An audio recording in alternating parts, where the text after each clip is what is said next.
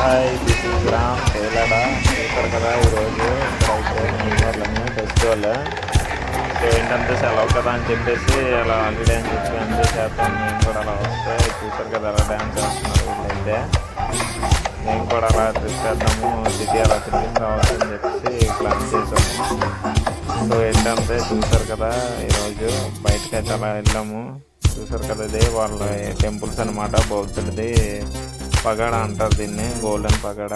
So అలా మొత్తం trip వేద్దామని చెప్పేసి మొత్తం సిటీ అంతా అయితే తిరిగాము.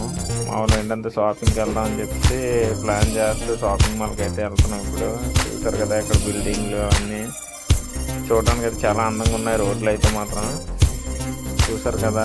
సో ఏంటంటే ఈరోజు జంక్షన్ సిటీ అని చెప్పి ఇక్కడ పెద్ద షాపింగ్ మాల్ ఉంటుంది. సో చూడడానికి అయితే ఈరోజు లోన్కి అయితే వెళ్ళిపోదాం మనం.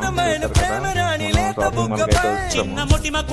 లోపల అయితే మొత్తము చాలా పెద్ద షాపింగ్ మాల్. ఒక రోజు అయితే సరిపోతుంది తిరగడానికి అయితే. మేమైతే అలా చూద్దాము ఏమైనా కొందామని చెప్పి తిరుగుతున్నాము. ఇక్కడ మనకైతే ఏవి నచ్చలేదు.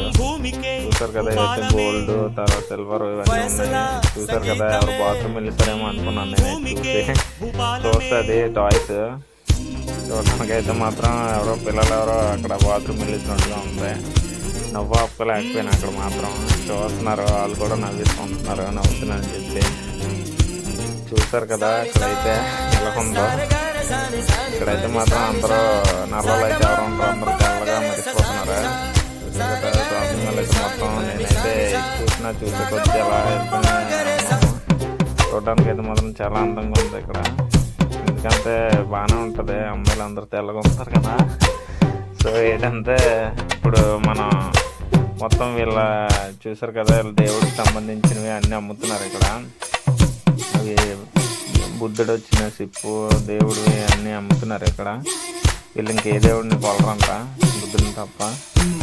అందమైన ప్రేమ రాణి ఉత్తరాలలో పిచ్చి రాతలైన కవితలోనులే ఉన్నాయా. చాలా కూల్ గా ఉంది, చాలా పెద్ద షాపింగ్ పైన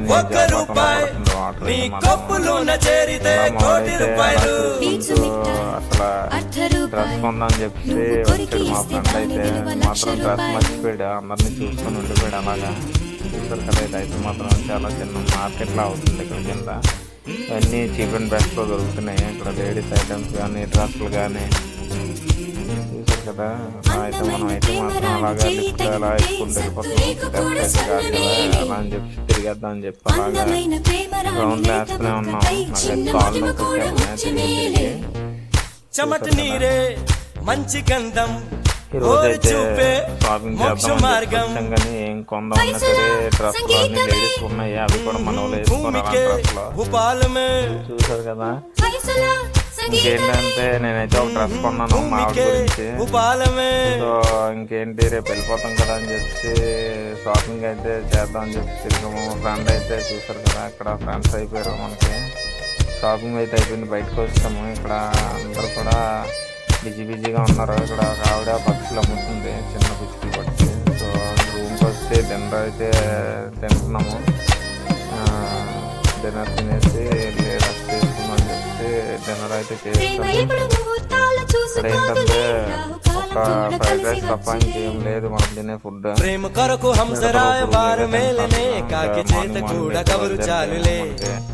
ఫ్లైట్ టైం అవుతుంది కదా అని చెప్పి ఈవినింగ్ అయిపోయింది, బ్యాంకాక్లో ల్యాండ్ అయ్యాము.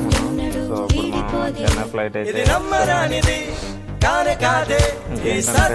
ఫ్లైట్ అయితే ఇంకా అమ్మ ఇండియా వెళ్ళిపోతున్నాం బాబు అని చెప్పి చాలా హ్యాపీగా అనిపించింది నాకైతే మాత్రము. 10 days అయినా సరే నాకు ఒక 1 year 2 years అయిపోయినట్టు అనిపించింది. ఎందుకంటే మా పాపని పిల్లలందరినీ చూడలాగా. సో ఏంటంటే మనం చెన్నైలో అయితే ఇప్పుడు ల్యాండ్ అవుతున్నాము. ఇండియాకి అయితే వస్తాను ఇప్పుడు. చూస్తారు కదా చాలా హ్యాపీగా అనిపించింది నాకైతే మాత్రం. ట్రిప్ మాత్రం అలా బాగా ఎంజాయ్ చేశాను ఈ 10 days మొత్తము. అసలు వెళ్తానని అనుకోలేదు, సడన్గా అలాగా అవకాశం వచ్చింది. సో ఏంటంటే నాతో పాటు మన ఫ్రెండ్స్ ఫ్యామిలీ మెంబర్స్ అందరూ చూడాలి కదా అని చెప్పి వీడియో అయితే చేసి పెడుతున్నాను. చూసారు కదా నా చెన్నై ఎయిర్పోర్ట్లో అయితే మాత్రం ల్యాండ్ అయిపోయాం. హ్యాపీ అనిపించింది. చూసారు కదా. Okay, thank you.